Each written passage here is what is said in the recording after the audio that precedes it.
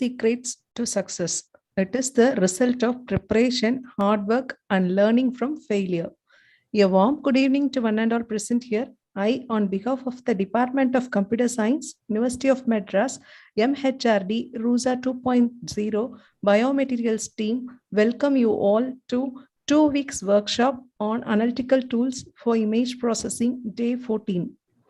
We all had very useful, interactive, informative, and hands-on sessions for the past 14 days. Today's topic is enhancing performance of deep networks from medical image using regularizers. I request Dr. B. Lavanya ma'am, Principal Investigator, Biomaterials team to say few words about the resource person, Dr. Kavita Muthu Subhash ma'am, Assistant Professor, School of Information and Data Science, Nagasaki University, Japan. Welcome, ma'am. A very warm welcome to Dr. Kavita Muthu Subhash. Thank you for accepting our invitation and spending your valuable time for this knowledge sharing session. I would now request Dr. Anandi Sesashai, Head, Department of Computer Science, Qaida Millet College, to introduce our resource person to the participants. Thank you, Dr. Lavanya. It is indeed a great privilege for me to be a very small part of this functional synthetic materials for biomedical applications MHRD RUSA 2.0 program conducted by the Department of Computer Science, University of Madras. And I thank my very good friends, Dr. Sornam, Dr. Chitra, and Dr. Lavanya for having given me this opportunity to introduce a very big, renowned person to be the resource person for this day and session. Dr. Kavita Muthu Subhash is currently working as Assistant Professor, School of Information and Data Sciences at Nagasaki University, Japan. She has completed a Doctor of Engineering, PhD, in Image Informatics and Machine Learning from the Department of Information Engineering at Hiroshima University. She has also worked as Assistant Professor, Artificial Intelligence Center at Hiroshima University. She is one of the top skipped university persons in the fields of artificial intelligence, deep learning, machine learning, image analysis and recognition, computer-aided diagnosis and computer vision. She has published around 47 papers and received awards such as International Fellowship for Research, International Academic Award, Brain Korea 21, Brain Korea 21 Plus, JSPS Visiting Researcher, and JASSO Doctoral Training Grant. I think she would be the best person for this session, and I hope all of you will have a very great time listening to her lectures. Thank you. Thank you, Dr. Anandi, ma'am. Thank you. The floor is yours, ma'am, Kavita, ma'am. Okay. Yeah, thank you for this very long welcoming message introducing me. So thank you so much. So yeah, so I think I don't need to again introduce myself. So you can, I think everyone know about me now. So can I go directly to my Yes, slides? Yes, ma'am. Can I share now? Yes, ma'am.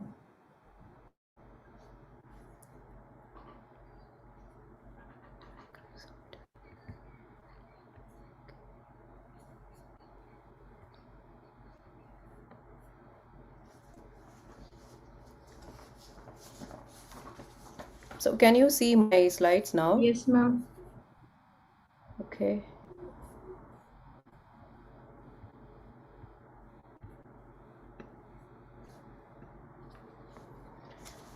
So good evening, everyone.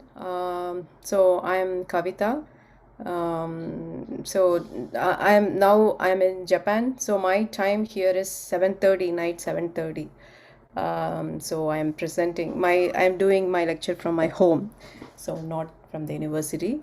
So I try to present. So I try to finish within 60 minutes. So after that, I think we can discuss. So this is the title I chose: Enhancing Performance of Deep Networks for Medical Images Using Regularizer. So the regularizers is nothing but objective functions.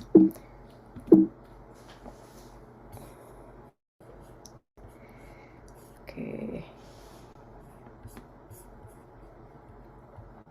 So today I chose the contents is just first I'd like to introduce the inspiration from brain. So some part of AI like to briefly I want to introduce, and then two of my research projects.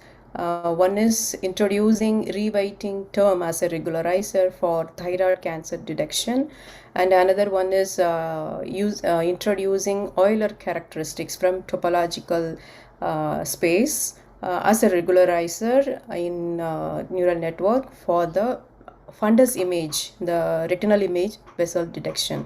So these two projects today I am going to discuss, and then finally summary.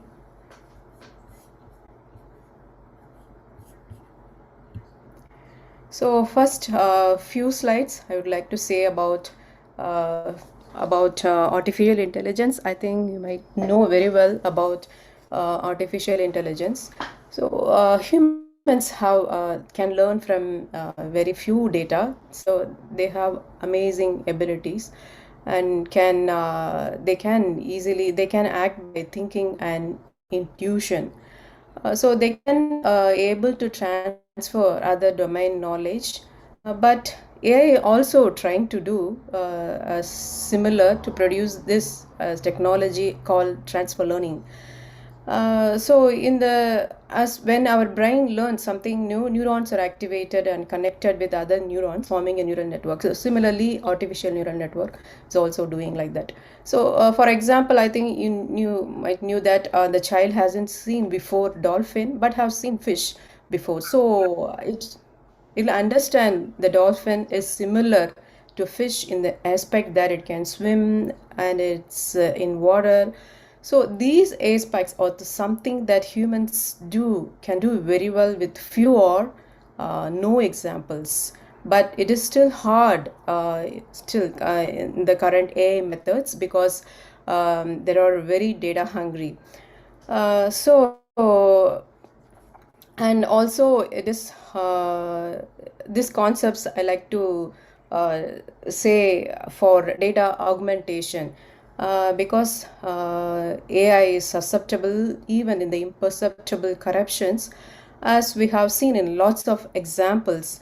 And humans have really very amazing ability to can able to detect even from the corruptions. They can able to detect object accurately, but AI is also equally good nowadays. So that if we want to improve the AI neural network, we have to increase the number of data variations in the training data like this. So that is the data augmentation techniques. And next is the components of AI algorithm. So AI algorithm, I think you knew already. You all, I think, belong to the computer science field, so you might know already very well about this. So just I'm telling very briefly about the components of AI algorithm. So first we should think of breaking down the AI algorithm into different components, right? So, and when what is currently the common way to design algorithms, and what can we do in future. So when we think about the current approach, when we think about what kind of data is the algorithm using, what kind of prior knowledge do we have, and how are we designing our tasks, and if this is interactive task, what kind of actions are we taking. So these are all very important when we design the AI algorithm. So that I divided that these are all the important components of AI algorithm. But and if you see, most of the current deep learning is still supervised. All the way seeing lots of that existing developments with self-supervised and weakly supervised learning is existing, but most of the current is supervised learning. So first we have to understand the brain mechanism for generalization and robustness. So how it relate to our deep learning network, so the convolutional neural network. For example,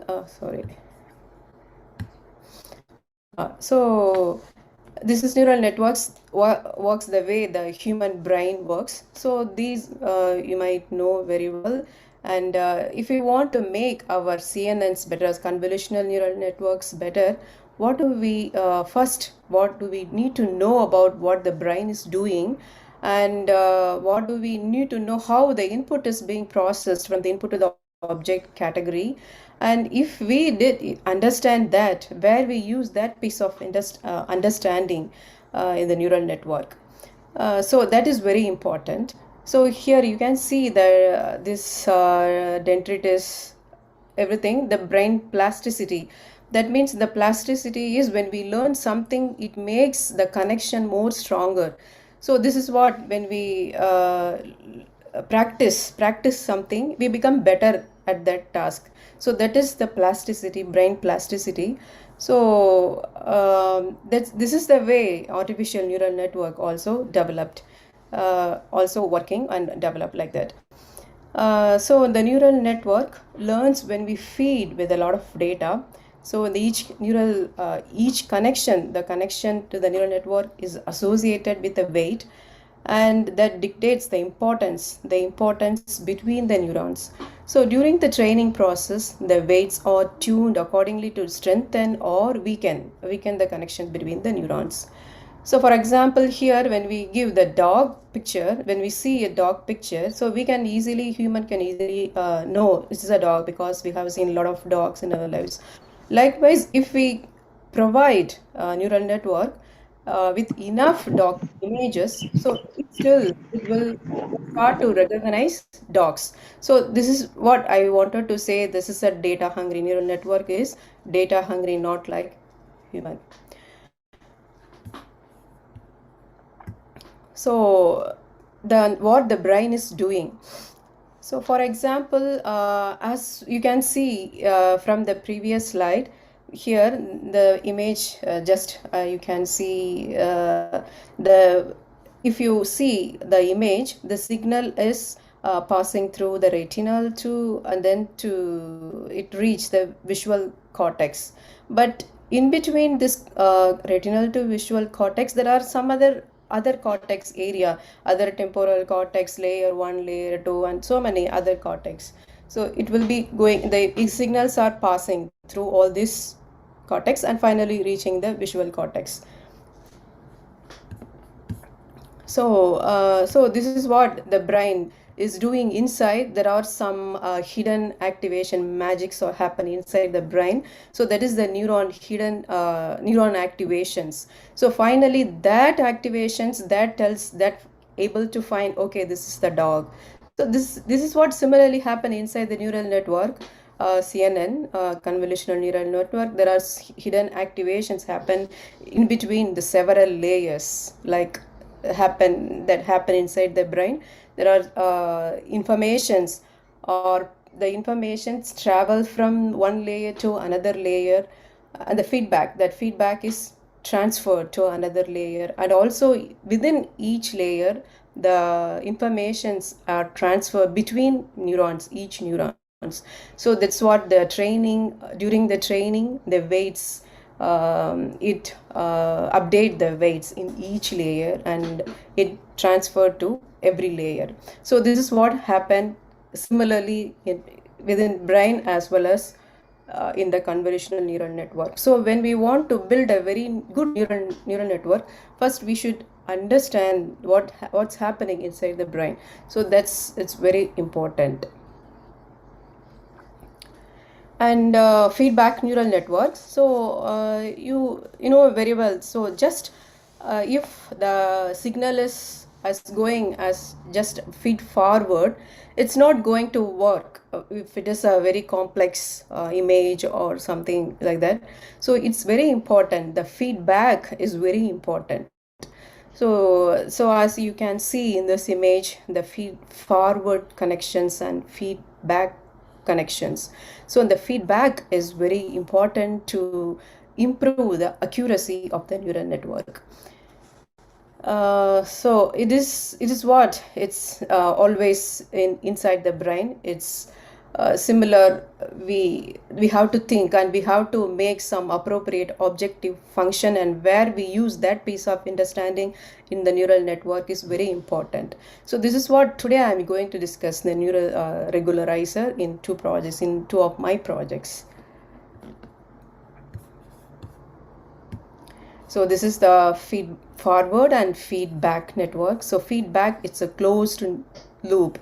So it has some control. So it controls some unstabilized processes. So this is always better for our neural network. So first, I'm going to discuss the project. So desired weight learning with class variant loss for cancer, thyroid cancer region detection. So this is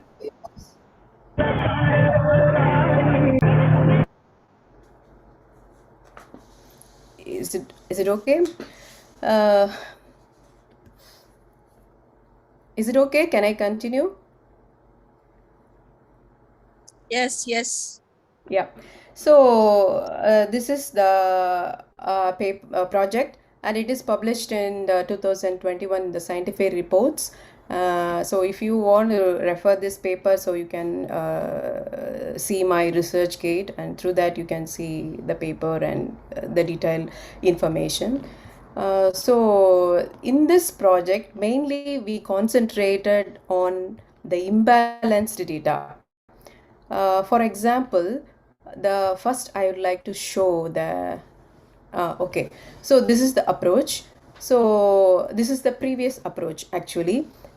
This previous approach is we are using this data as input, and this is planar image, thyroid planar image, and you can see here the region. There are two regions like remnant tissue and the metastatic lymph node. The lymph node is the cancer region. So this is what we have to find. But you can see the input data. Can you see the difference, distinguish between these two regions? It's obviously it's really very difficult because it's very noisy data, and you can see both gray levels are similar, so it's not easy to understand by the network, even by the naked eye. Clinicians also really very hard. Even the expert can make 80% or something like that, even the expert. But if it is not the expert, can I think 50% only accuracy.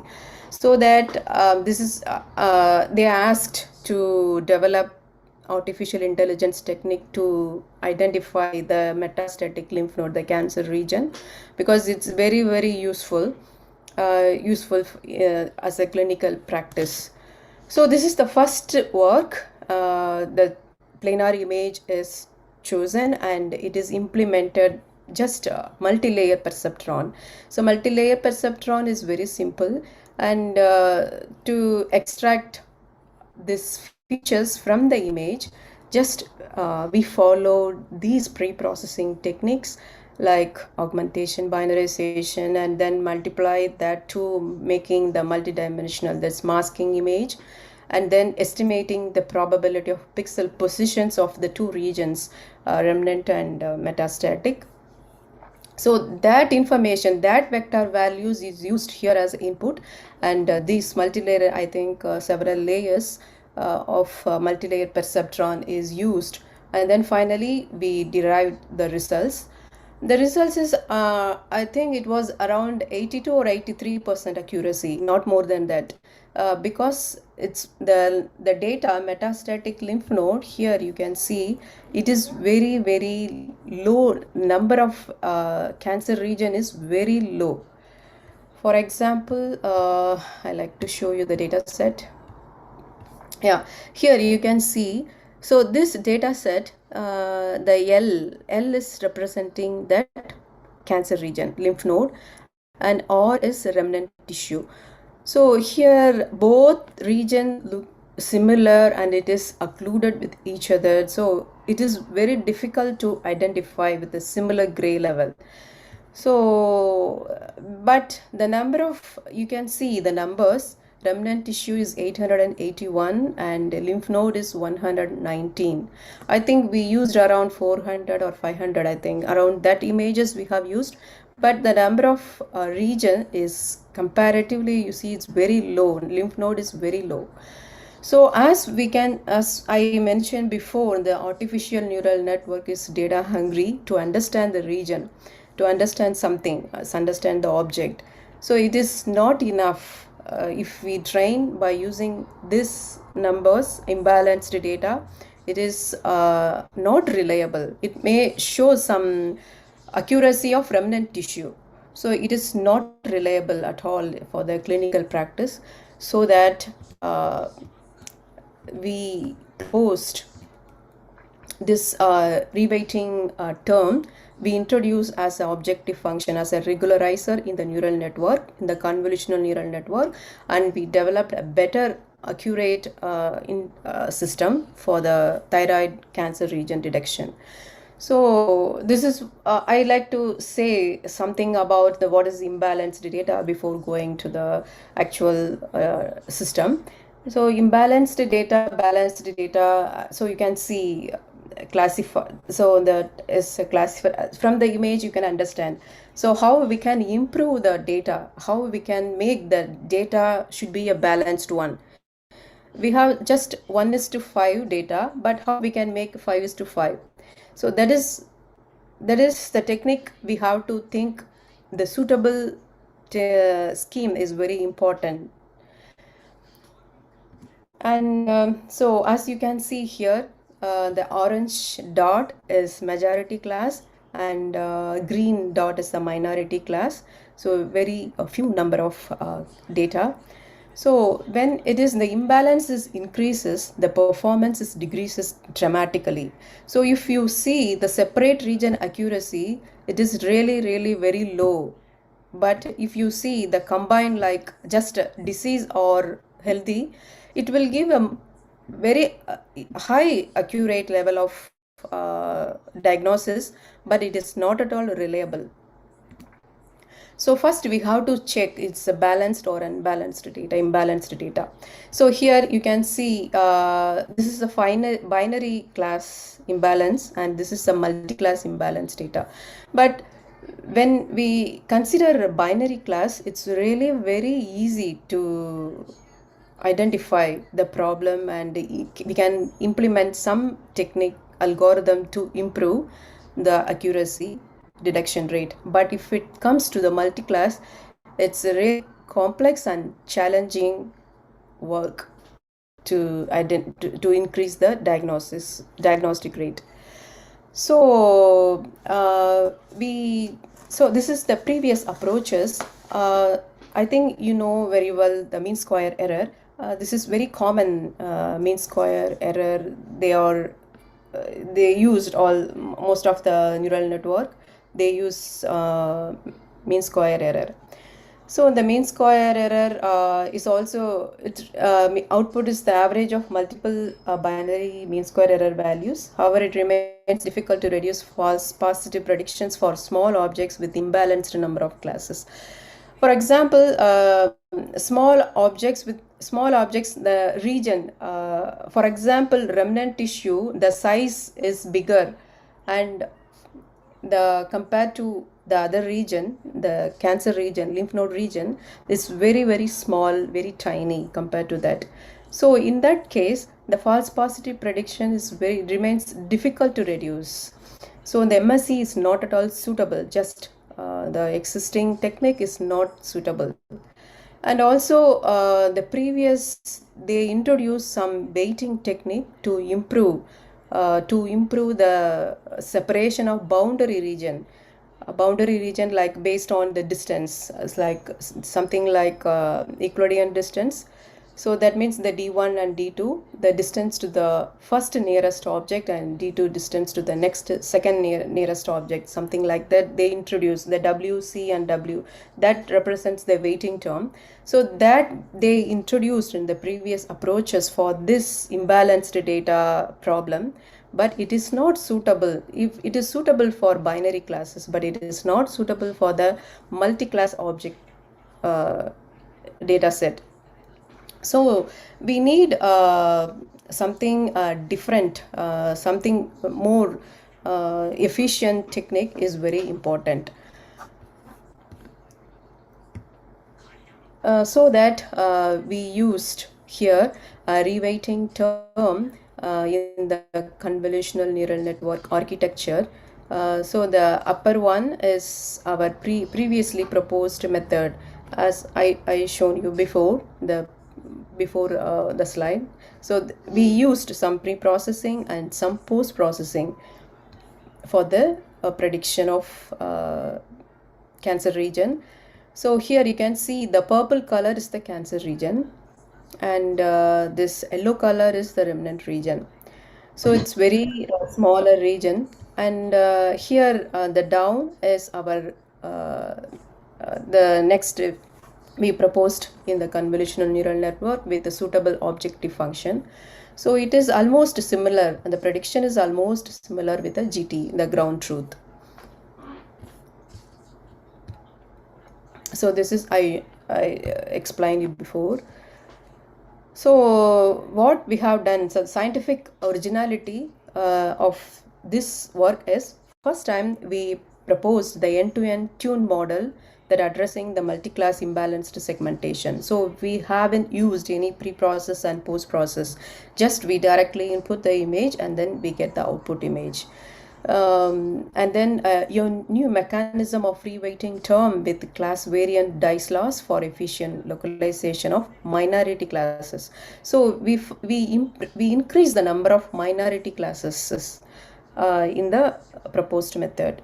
And then first time we investigate on multi-class thyroid cancer, and also we use this technique, we implement this technique on another data set, like this is the data set, cell organelle segmentation data set. This is also has the same problem of the imbalanced data, so that we implement this reweighting term, this regularization term in two of these data sets. So I will show you the results of two of these two data sets. So the creativity is the reweighting term. So the reweighting term is just to equalize the contribution of the weights of the number of classes on the entire image. And next is the class variant dice that considers a higher confidence pixel locations that significantly control the false positive and negative regions. And finally, we combine this reweighting term and class variant dice, so unified RWCD, so that maximize the marginal benefit of the learning and penalizes the incorrect classes. And then it generates the network that can learn the desired weights of true positives towards minority classes and build more general and robust input descriptions. So these are the creativity of this project. So our data set, as I explain you, this is a data set. Number of occurrences is 881, and cancer region is just 119. So the number of remnant tissue is significantly greater than the cancerous metastatic lymph node. And another data set I told you, so this is the cell organelles, sequential cell organelles data set. And so this is the upper image is the original image, and the down is the ground truth image. And in the ground truth you can see there are 5 different colors. So that is the 5 organelles, different organs. The purple, yellow, and red, orange, and another one is pink. So when you can see that pink color is that is a minority class, and the yellow and purple is the majority. So it is very difficult to find this region. This is also very important, the pink color.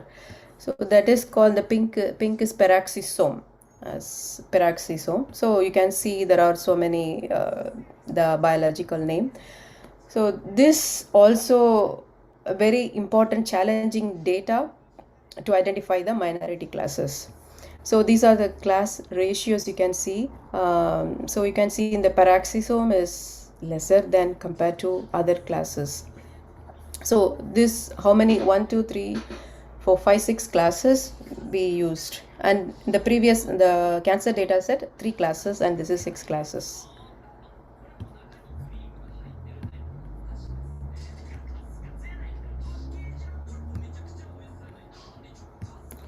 Okay, so this is the proposed method. So the reweighting term and class variant mechanism. So what we have done is just equalize the contribution of the weights of the number of classes on the entire image. So you can see the down, I think it's just a pictorial representation of how to increase the number of the minority classes. The lymph node is the minority classes, and after the arrow you can see it is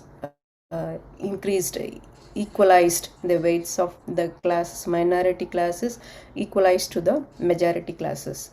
So this class weights that give all the classes equal importance on gradient updates, an average regardless of how many samples we have from each class in the training data.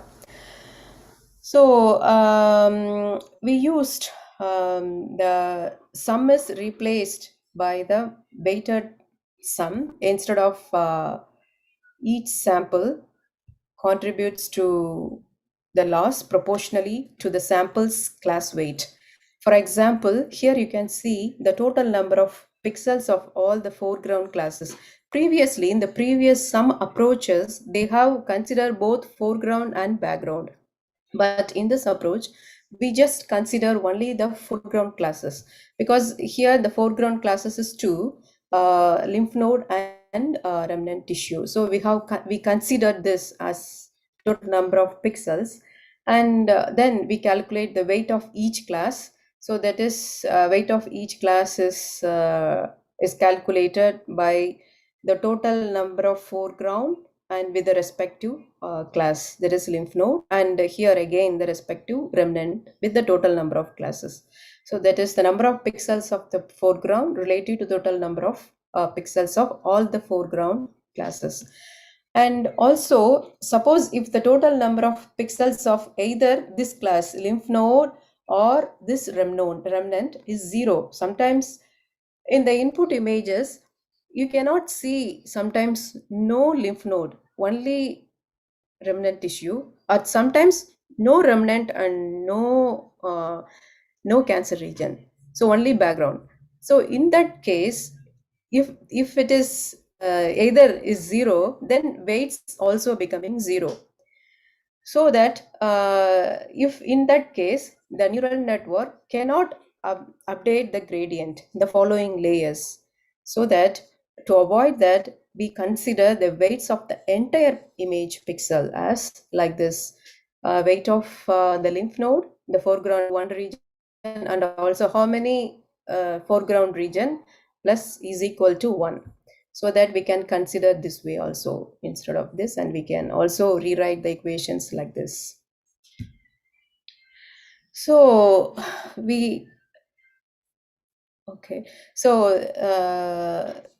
the reweighting term is calculated the class weighting of each individual class using the summation of the weights of the entire image by multiplying the square root of its inverse class frequencies.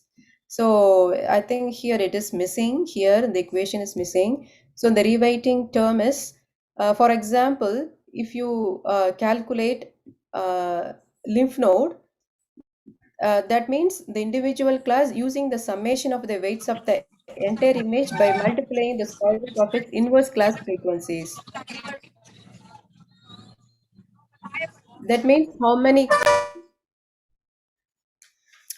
classes, for example, if it is 6 classes or 3 classes, so that doesn't matter how many classes, just you keep the inverse class frequency, summation of its inverse class frequencies with the respective classes. So that is the idea here. So here you can see this equation. For example, this is the lymph node. So lymph node, weight of the lymph node. So we can calculate weight of the lymph node is calculated using the summation of its inverse class. Inverse class of the lymph node is another class is remnant tissue. So you can keep remnant tissue or ground truth minus the predicted one.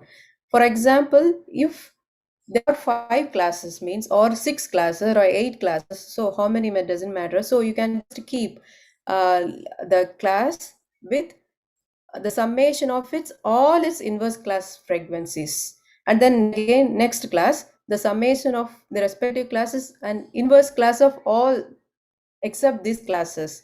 Like that you can sum all the classes, so it will reweight and it will give importance to the minority classes.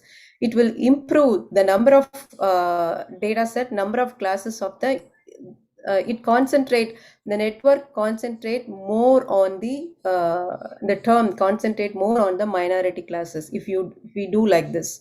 So this is the idea, so we did as the reweighting term. And with this reweighting term, we also introduce the class variant dice loss. So that is the purpose to reduce the number of false positives. For example, this is the dice loss. The dice loss is just to concentrate on the global activations, that is between the predicted and ground truth. And we also include one more term to concentrate more on local activations.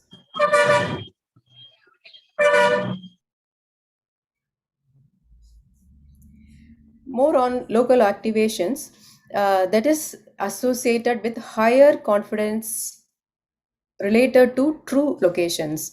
So the higher confident locations, higher confident regions, so that is local activations. So we introduce that activations also with the global activations. So these activations, this class variant dice loss, it not only forces the inner joint intersection, but it also minimizes that outer joint and maximizes the number of true positives and reducing the false positives. And here M is the parameter, smoothing parameter. So according to the experiment, we fix this value. And this is the final equation. For each class, you have to calculate this class variant dice loss for each class separately. If it is 8 classes, you should calculate for each classes separately. And then finally accumulate all the classes as average. So this is the reweighting term, and this is the class variant dice loss, and then we combine this, unified these two terms, reweighting term and class variant dice loss, and this is the answer. This is the objective function we used, and this objective function we used in the network. We introduced that regularizer in the network that pushed the network to learn the desired weights for the true positives towards the minority classes. So thus it allows for more general and robust input descriptions. So to introduce that reweighting term, that regularizer, we just chose UNet architecture because UNet is very famous. I think almost all of you might experienced with some data set. So it's suitable for less number of data set as well. So that we just chose UNet architecture. And this UNet architecture, encoder, it include encoder and decoder. It depends. You can define how many layers in the encoder and how many layers in the decoder. So you can choose. But in our cases, we just chose 8 layers here, the encoder and decoder 8 layers. And we start from the channel 864 to 512, and then the decoder is like this. We did, and then the encoder we choose leaky relu, and deconventional the decoder we choose relu. Relu in the first 3 layers, and after that we didn't use it, and we used dropout also in the beginning of the layer. So this is the arrangement of unit we introduced in our work. So on the skip connections, very well, it's combine the feature maps of both encoder and decoder. And here we introduce that our regularizer objective function to improve the reduction rate of particularly minority class. So the minority classes, this purple color, the purple is the cancer region, and the yellow one is remnant region.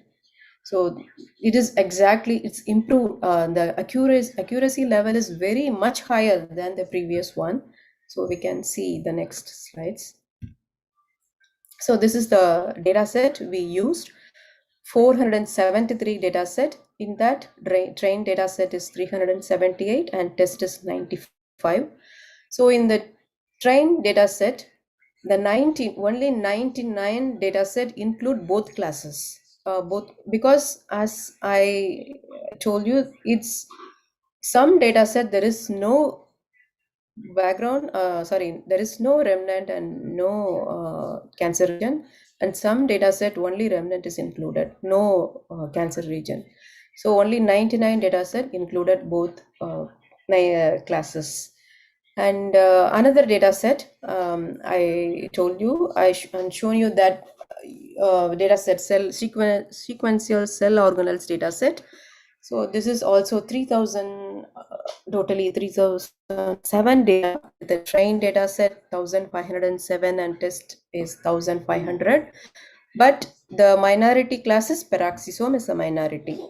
And the parameter we set, these are all the parameters we set, like so optimizer and all this weight decay, learning rate, initial learning rate, and everything we set. And epoch number of epoch is 200 we set. So this is the performance metric.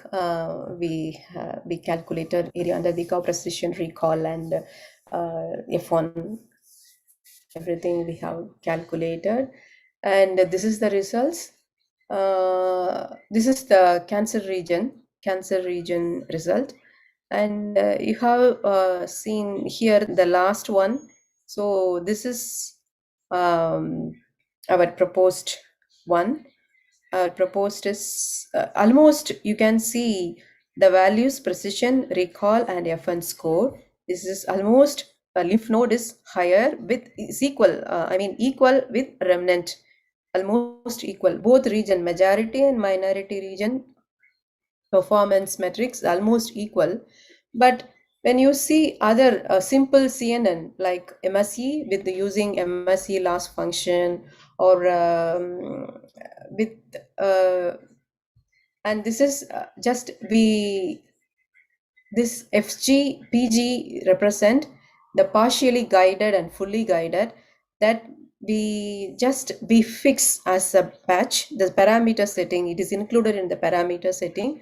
We just fix the patch with the 1616 in each patch, and one patch is mixing with all. Sometimes it can take only remnant, and sometimes it may take, we didn't know that what it has taken. But another patch just set the network to choose only the 16 images that include both classes.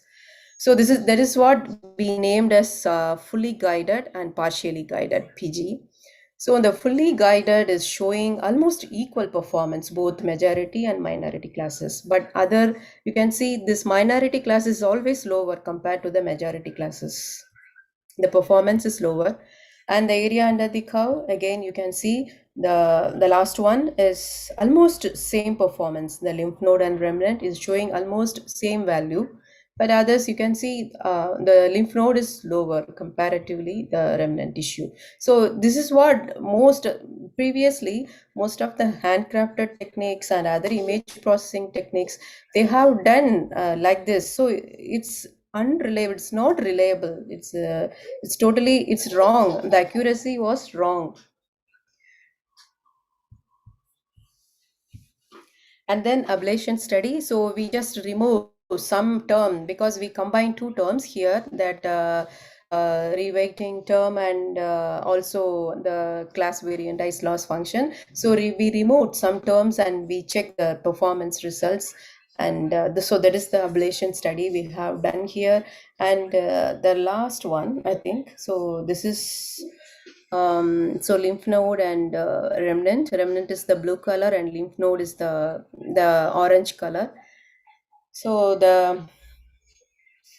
so just you see just that with one term RW and just with the class variant dice loss, it's not, the performance is not almost it's not very high. We cannot accept the satisfied with the performance.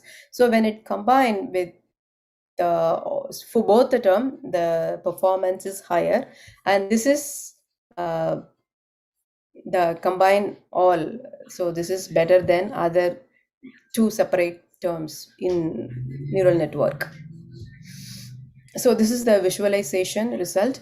So the second, the original, and second is the mask, ground truth mask, and this is the simple baseline MSE loss, and this is the our proposed with partially guided data, and this is fully guided data. So this fully guided is most accurate than other method. And this is the performance comparison. So you can see the last one is the proposed one. So accuracy is 94.9%. So 95% is almost. So it's much higher than the previous approach. You saw the previous slides in the multi-layer perceptron. It was around 82, I think, 82 or 83. I'm not sure. So that was the accuracy, but it was improved a lot. 95%. It's almost 12% higher than the previous one. So this is the another data set, imbalanced data set. So you can see the second is the baseline CNN, just MSE, I think. We used MSE, means square error. And then, so this is the ground truth, and this is the proposed one. The objective function we introduced in the same unit, same architecture. Maybe it was the architecture is little bit different. We can use, I think, 7 layers, 7 encoder and 7 decoder, something like that. So little very minute modifications in the network, but we use the same object function. So it improved the detection rate, especially in the pink color peroxisome. The accuracy is very higher.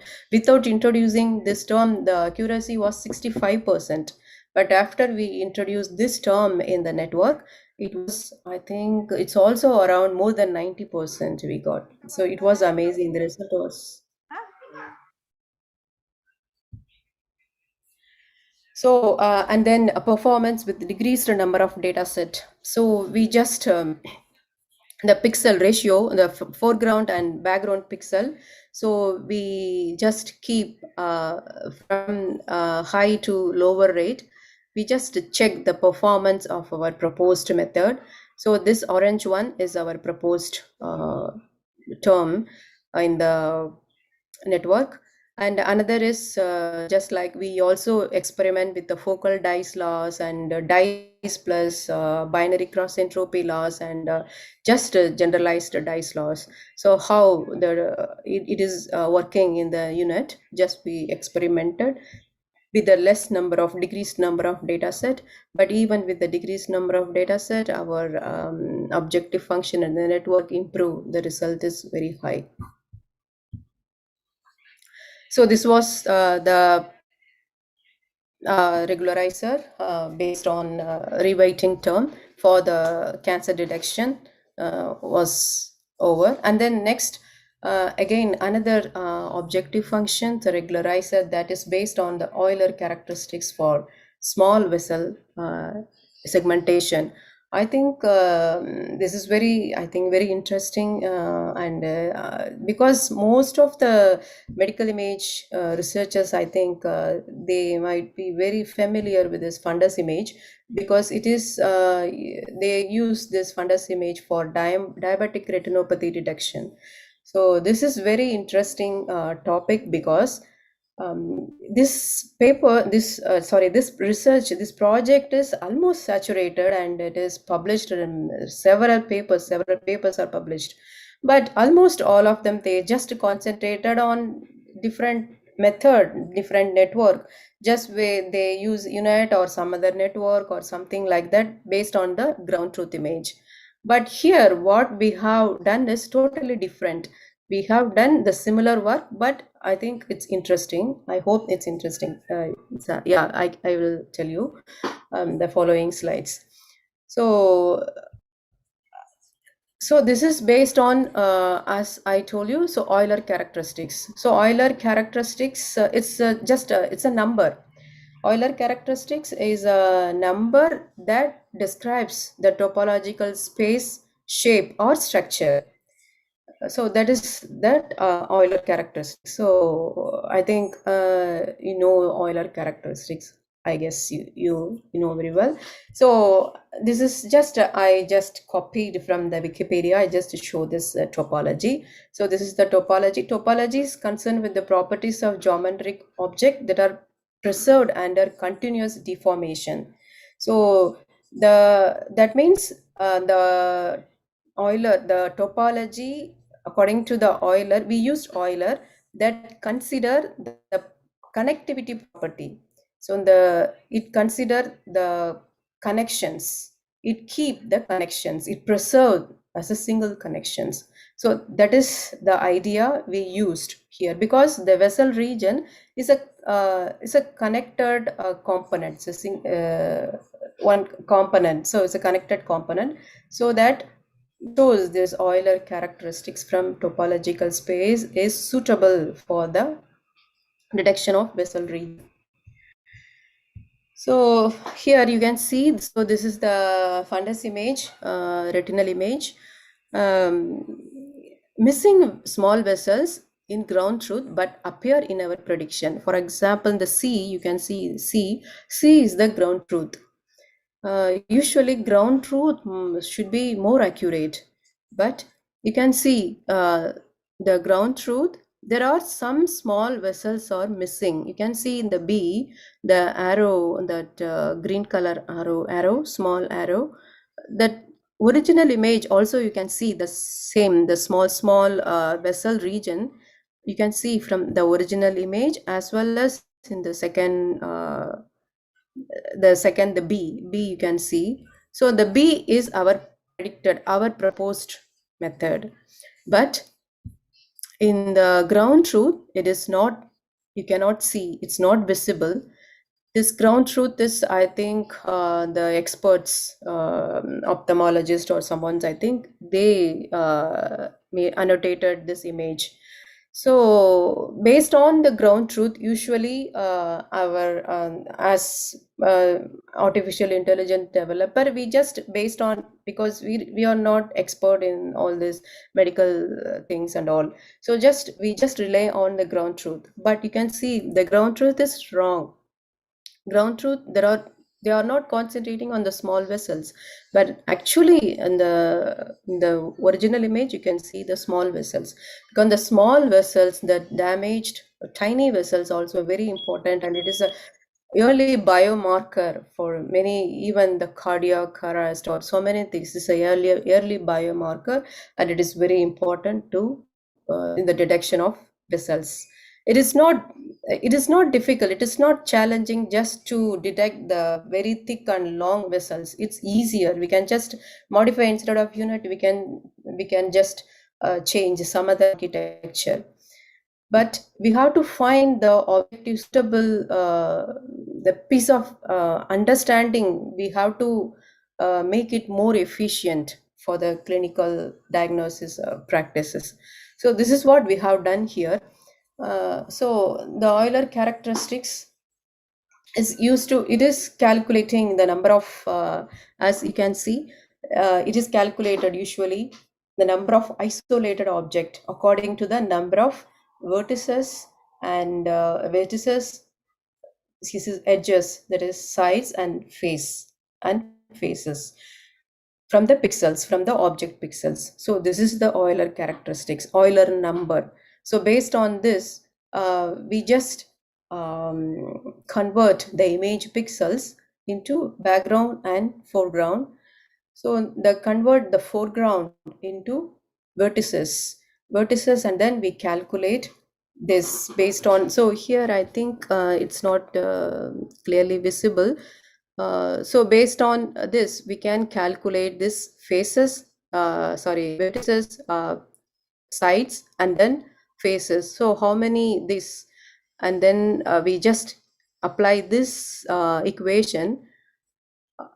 So from this equation, we can calculate this number. So this is the Euler number. So this is used here. We implement this idea to minimize the number of isolated objects. As much as we can minimize the number of isolated objects, that is very important. So this is what we introduce Euler characteristics in this image.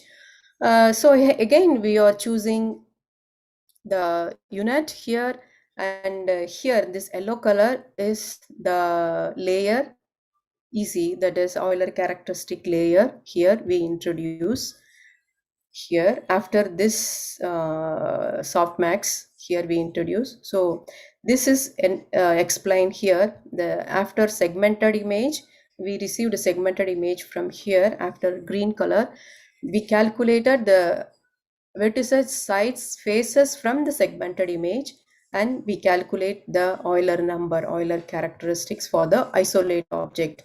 We try to reduce the minimum the number of isolated object. So this is what we have done here. So I'm going to explain briefly about how we have done it.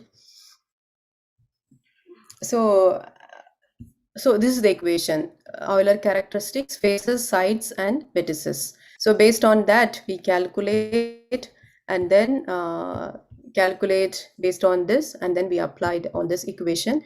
We calculate Euler characteristic or Euler number. But to address invariant issue in constructing this triangulation, for example, when we construct the triangulation, the image pixels, so we can the triangulation in clockwise as well as anti-clockwise. So this to address, because of the invariant issue, we have done this both pattern, two ways we have done of constructing this Euler characteristics, and then we calculate this EC. For example, A is EC1 and B EC2. So it is very simple. We calculate and then just get some number. So finally we get the average. So that is the E. So that is the minimized number of Euler characteristics. So Euler number. Implement we have done here. So this is two layers we used here, followed by ReLU and max pooling layer having 32 feature maps, and second is also two convolutional. So each block. So first block two convolutional layers, and then second block two convolutional layers, followed by ReLU max pooling layer with 3264, and then third is two convolutional layers with 128 feature maps, and then decoder module. And the decoder module 4 convolutional layers followed by ReLU and 1 convolutional layer without ReLU. Then output of decoder is upsample. With that, I think you might know everything. This is very common in every unit. And then these feature maps are concatenated with the skip connections with the encoder layers. That is also very common. And the pixel based probability maps and predictions are generated by sigmoid classification function. Finally, after the sigmoid function, employ the EC. So this is what here. So this is sigmoid function, and here we introduce the EC, the calculation we introduced here.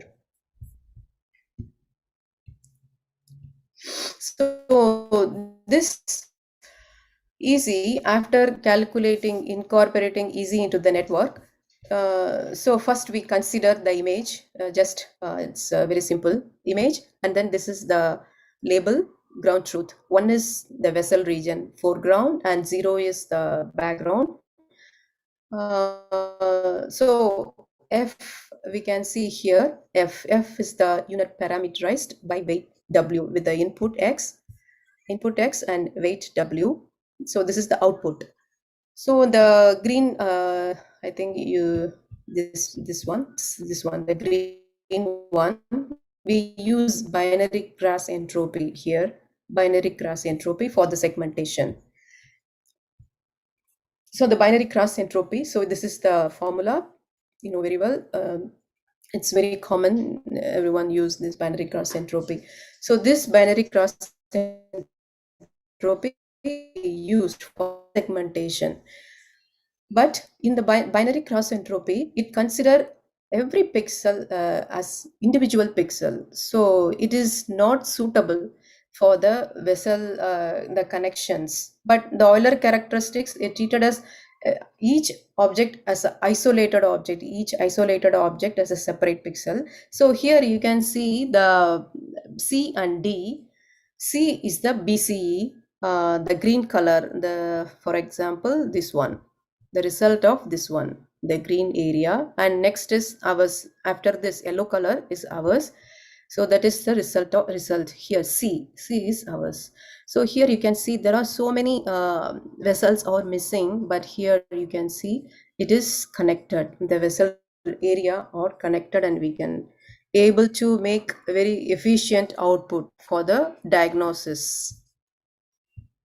So this is the final. So this is the BCE, and then we add our Euler characteristics. So this is the output of Euler characteristics, plus this is the scaling parameter. So by experiment we fix 0.1, I think. So here we fix the scaling parameter. So we name is minimum number of isolated objects. So that's why we just named by ourselves MISO. So this is our objective function we introduced in the unit. So here again you can see the middle one is ours, and this one, this is BCE. The third one is just a binary cross entropy output. So the middle one is ours. And then we calculated again another objective function. We just tried with the different ideas. Just we calculate differences of number of isolated object between prediction and ground truth.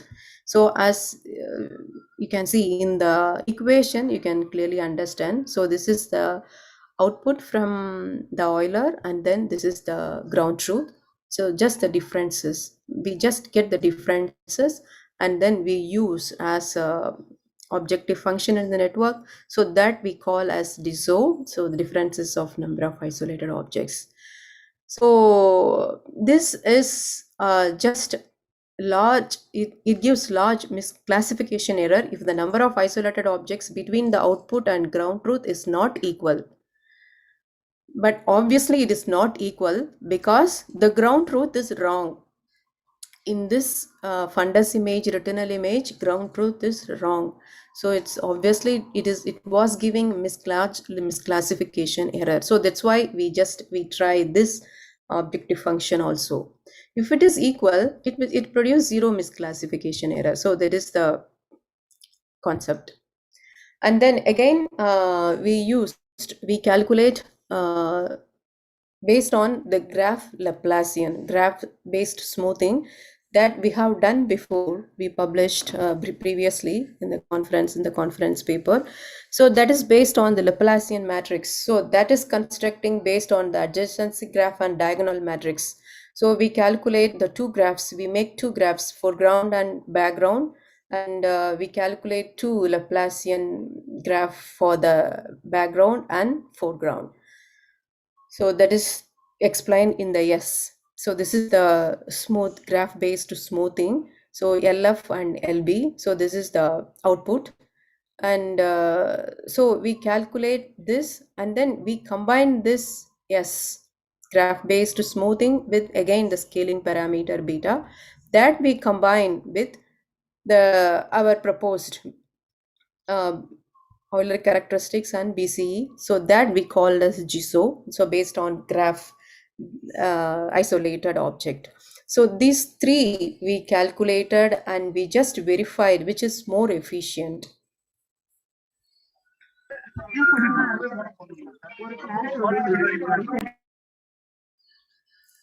So here you can see this is the result, original image, and here we can just cropped here from the fundus image, And then the next one is the next column is the ground truth, and then this is the one is 1 2 3 4. Fourth one is the just BCE, binary cross entropy, and the last one is our proposed with Euler characteristics. So you can see it gives more clearly visible vessel region. You could see from the result.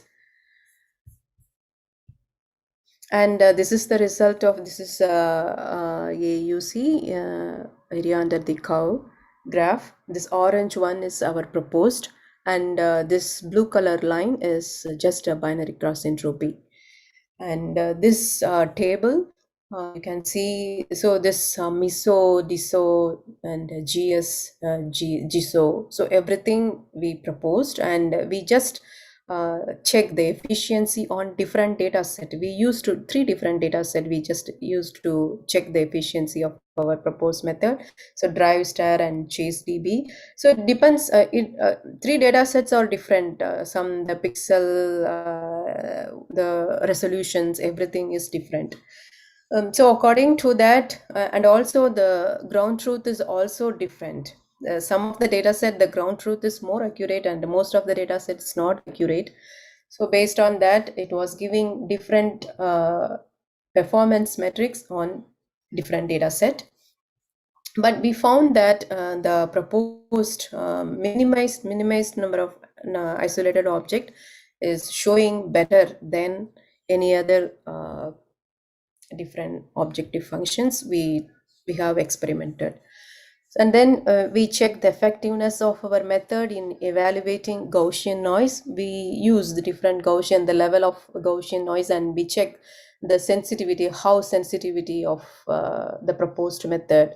But it shows very high accuracy. So we can see the accuracy is not changing. It's almost even the accuracy, the Gaussian, the noise levels, even it is higher, 1 and 0.01. It's almost showing the same level of accuracy. It was not showing much differences, variations. So it is proved that it is very efficient. And again, it's combined. It's compared with some other state-of-the-arts performance, and there are so many previously published papers are available in this literature, so you could see that. But you can see this is better than others. And also during the paper, this paper is published in the pattern recognition letters, and during this paper is during the revision of this paper, and the reviewers asked the question, what is the differences, how it's almost similar with the others, the efficiency or accuracy with the others is almost similar. What are you appealing with the, what you are going to say, what you want to appealing in your proposed method? But just we explain them that the ground truth is wrong.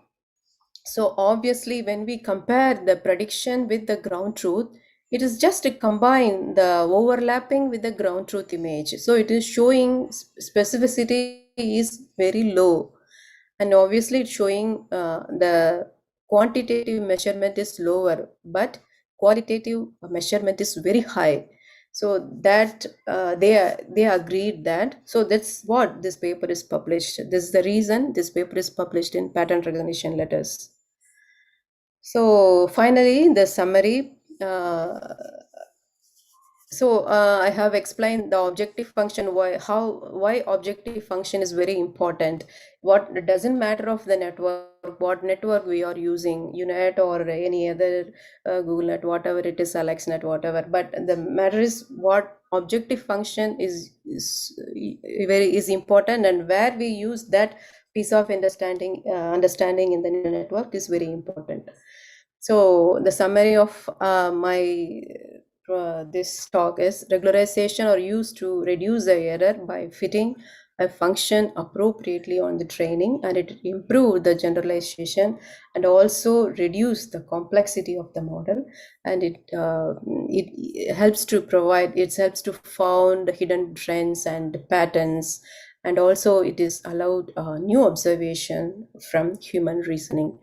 So this is my end of my talk. So thank you. If you have any questions, you can ask me.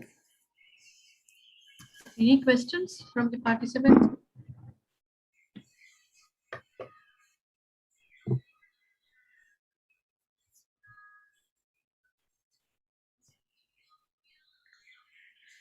Ma'am, how do Yeah. you find? How do we find the ground truth image, ma'am? Whether it is not similar to prediction image, then how can you set like if it is similar to prediction and ground truth, ma'am? I cannot understand your question. So you mean that how we can find the prediction and ground truth is same or not? Yes, ma'am. How can you find the ground truth image? No, it's just there are so many the performance metrics, I think dice function, dice laws, or overlapping IOU, I think something like that. So that is something just you overlap the prediction, the result, the output with the truth. Just you overlap. So how much it is similar? So that is you can understand how much it is similar means the value should be very high. If it is the overlapping value is higher, that means that your prediction is exactly similar with the ground truth. If the overlapping value is lower, that means your output is not exactly similar ground truth. Yeah, I think this is the answer.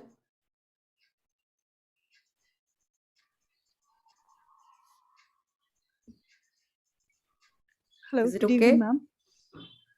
Yeah. Yeah, hello. Ma'am, Okay, ma'am. Thank you, ma'am. as you said, we can use reweighting for the balancing the classes.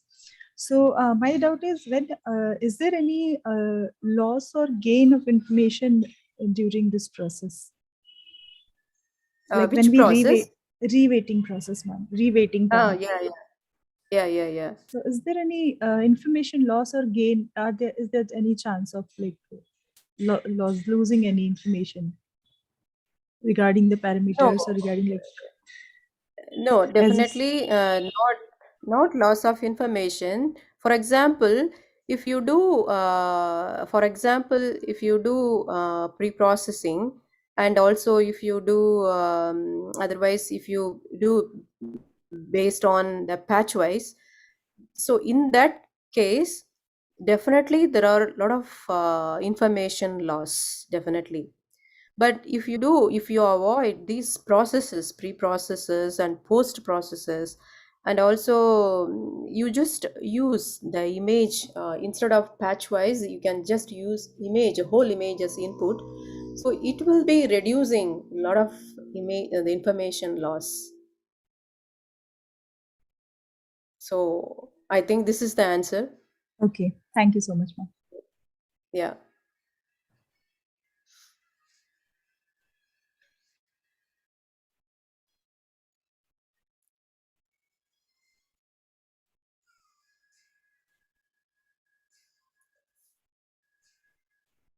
Ma'am, what will be your suggestions for the new researchers, ma'am, in this area? Suggestions. Yes, or open Yeah. opportunities to find.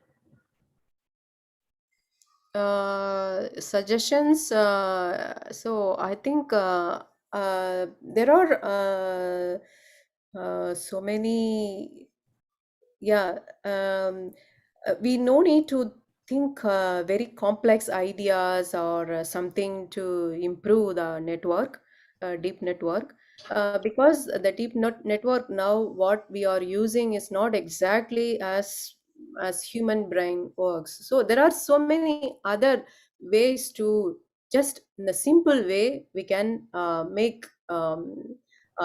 just a simple modifications of something inside with the equations or something is enough to, instead of making very complex architecture like including a lot of layers or something, combining 2 3 architectures, uh, that I think instead of that, if we do some simple equations, even the Euclidean distances, if we make some simple modifications, if we, yeah, I think that is more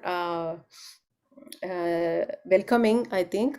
And also unsupervised learning, because I the from the first of opening of my talk, I mentioned that currently we are just rely on a lot of supervised learning, but unsupervised learning is the, I think that is better to start any new improvement, any new, I think new inventions. That is the best, I think, like self-supervised or unsupervised, like the uh, child is learn, so it starts to walk or run or everything by the by the herself to do everything. Yes, so like unsupervised, no one is teaching to, they should you should get up and you should walk or something like that. So like that, if we think, instead of making a very complicated architecture, just we can think like that, how we can make, with using with a small number of data, how we can make efficient architecture, or with a simple idea, how we can make a efficient architecture, and uh, without lot of input, how we can make a good architecture. I think these are the I think opening to, I think, newcomers. This is very welcoming, I think. Thank you, ma'am. And uh, can you share your thoughts on working on new data set? That is, we creating a data set, and if we are working on it, how can we justify it? Like,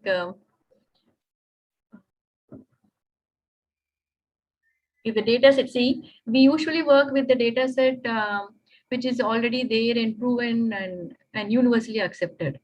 If suppose our problem needs a kind of new data set, then how can we justify it, ma'am?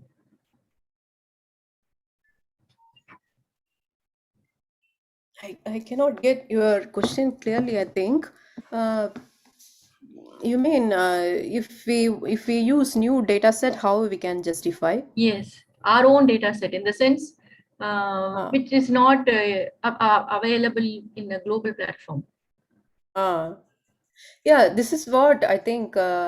First project is it's new. It's not available before published anywhere. I think in the literature, no one published. No one is implementing computerized system by using that data set, because it's a highly noisy data set. No one. I think it's very very very challenging to work on it.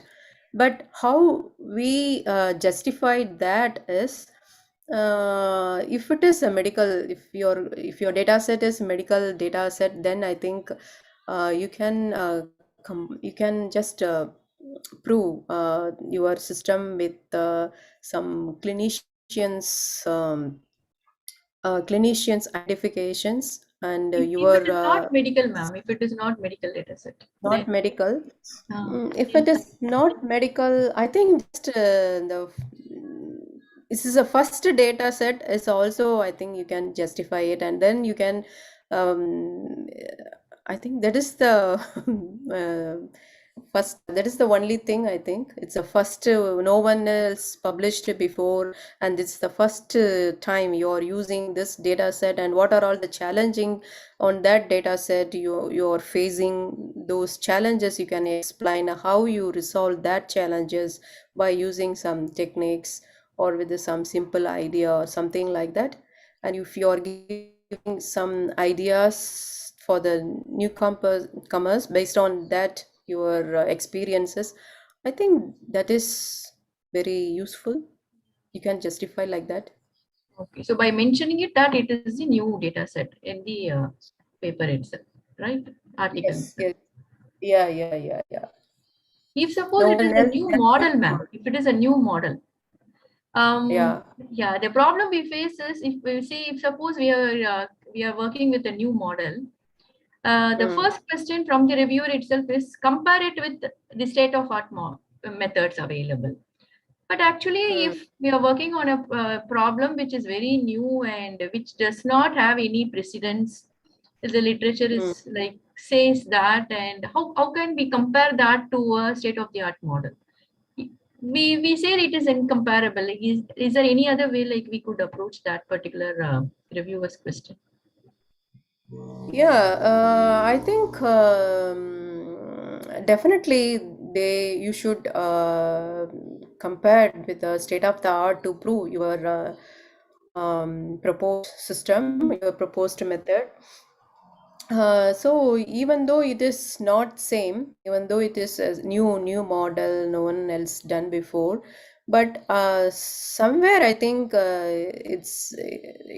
you can compare with some related method or something like that. You can some relevant to your task or something relevant to your model, something relevant to your task. I think that kind of methods you can just compare and you can interpret how it is related and why it is yours is better, in what way it is better, your model, the new model is better.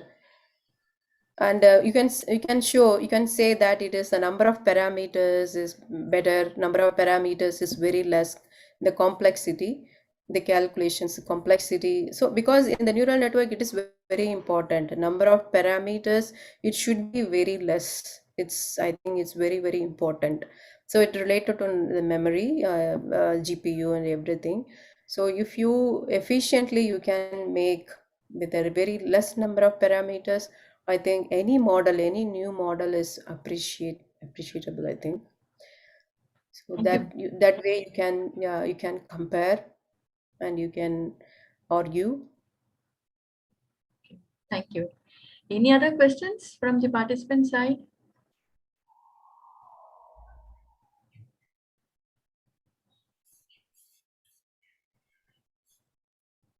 Participants? Okay. So thank you, ma'am. Thank you so much for your valuable time and such an Yeah, informative session. yeah. Thank you so much. A couple of minutes for a formal vote of thanks, ma'am. Thank you, Kavita, for your wonderful workshop talk. Really, it is useful for the youngsters and many new avenues you have opened up. Thank you so much, Kavita. Yeah, thank you so much, Dr. Swarnam, for this wonderful opportunity to meet all. Yeah, Yeah, so it's thank my you. pleasure, it's my honor. Thank you so Yeah, much. thank you. Thank you. Thank you. Good evening to one and all. Gratitude is the fairest blossoms that spring from the soul. I deem it a great honor to propose a vote of thanks to all who have helped us in making this 2 weeks workshop such a resounding success. I thank our resource person, Dr. Kavita Muthusubash ma'am, Assistant Professor, School of Information and Data Sciences, Nagasaki University, Japan, for your valuable time and for an informative and interactive session. Thank you so much, ma'am. Let us meet Thank you. tomorrow at 4 p.m. for a small test, feedback, and a valedictory. Thank you all. Thank you, ma'am. Thank you for your valuable time. Thank you so much. Thank you so much. Thank you, everyone. See you. Bye. Bye, ma'am. So dear participants, kindly fill in your feedback form, and tomorrow we are going to have our final day of this 2 weeks workshop. And we are going to start at 4 o'clock, and 4 o'clock you're going to have a very small test. And then 4:30, our registrar, University of Madras, is going to join us for a valedictory function. He's going to give the valedictory address. So do join us for the final day of our workshop. And and you need to complete your test and final feedback form so that you will be eligible for your certificate. Okay, thank you all. Thank you very much for such a patient listening and being very interactive participants. Thank you so much. Meet you all tomorrow by 4 p.m. sharp. Thank you all.